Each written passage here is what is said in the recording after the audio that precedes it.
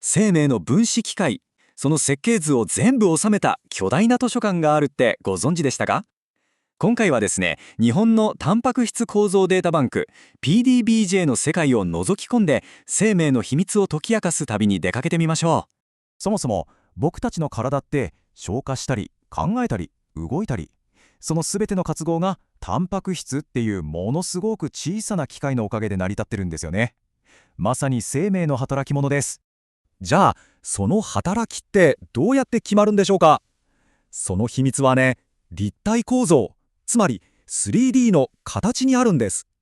薬が特定の病気にだけ効くのも、鍵が鍵穴にカチッとはまるみたいに、その形がターゲットのタンパク質にぴったりフィットするからなんですね。だとすれば、その生命の設計図そのものをどうやったら見ることができるんでしょうね。気になりますよね。その答えこそが今回の話の肝なんです。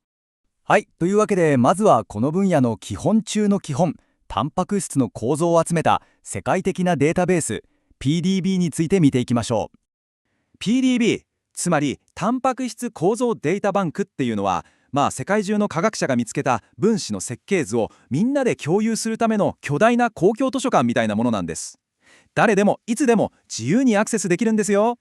で、この PDB を支えている学問が構造生物学。これは分子の形を物理的な方法でじーっと観察して、そこからなんでそう働くのかを解き明かすっていう科学なんです。さて、ここからが本題です。この世界的な仕組みの中で、実は日本がめちゃくちゃ中心的な役割を果たしているんです。それが PDBJ です。PDBJ はですね、2000年に大阪大学で生まれて、なんとたった3年後にはもう国際組織 WWPDB の創設メンバーになったんです。これって日本が最初からこの分野を引っ張ってきたっていう証拠ですよね。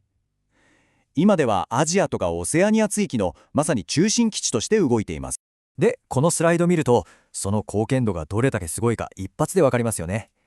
驚くことに、世界中で登録される新しい構造データのうち、およそ3割、30% 近くがこの日本の PDBJ で処理されてるんです。いやー、これはアジアの研究レベルがめちゃくちゃ高いってことの表れでもありますよね。そしてこのデータベース、とにかく規模が桁違いなんです。現在公開されているデータだけで24万件以上。これもし毎日1個ずつじっくり見ていっても、全部見終わるのに670年以上かかる計算ですよ。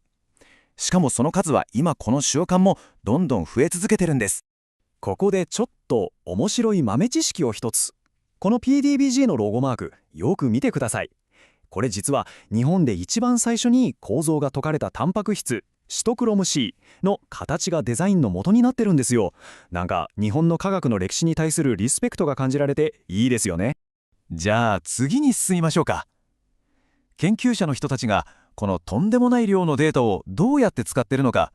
PDBJ が提供している便利なツールをちょっと覗いてみましょう。研究者の世界をちょっとだけ体験してみましょうか。まず Google みたいに PDBJ マインで探してるタンパク質を検索します。で、次が面白いんですけど、モルミルっていうビューアーを使うと、その 3D モデルをまるで手のひらに乗せてるみたいにぐりぐりいろんな角度から観察できるんです。そして最後にホンコスっていうサーバーで自分が考えた薬の候補がこのタンパク質の狙った場所にピタッとはまるかどうかをコンピューター上で試すというわけですね。最近はですね、データの多くがクライオ電子顕微鏡っていう最新技術で得られてるんです。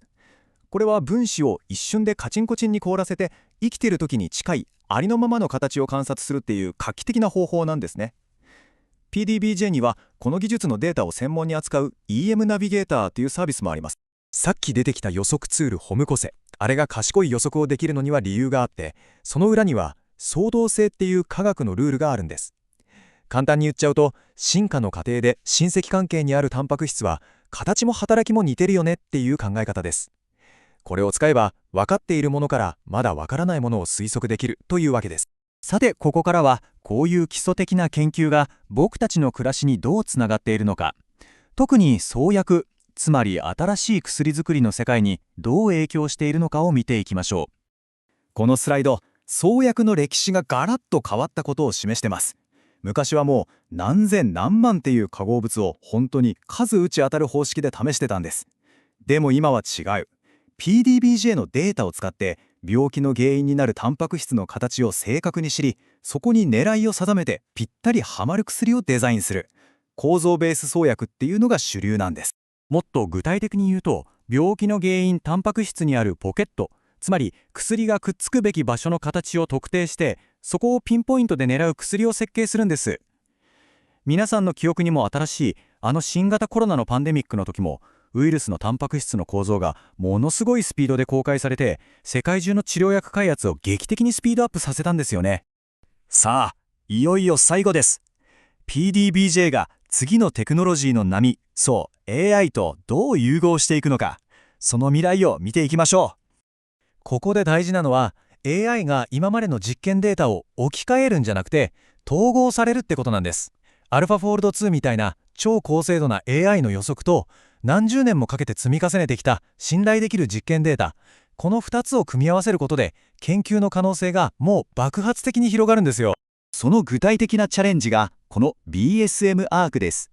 これは PDBJ が始めた新しいアーカイブで、これまでの実験データがないタンパク質についても精度の高い AI モデルを参照できるようになったんです。これによって薬作りや機能の解明に新しい突破口が開かれるわけですね。世界中で共有されるものすごく精密な実験データ、そしてそのデータの隙間を埋めてくれる超高精度な AI。この2つの力が合わさった今、僕たちはただ病気を治すだけじゃなくて、あなた自身の遺伝子が作るあなただけのタンパク質の形に合わせて薬をデザインする、そんな究極の個別化医療の扉をもう開けようとしてるのかもしれません。分子レベルで薬がデザインされる未来、もうすぐそこまで来てるんでしょうかね。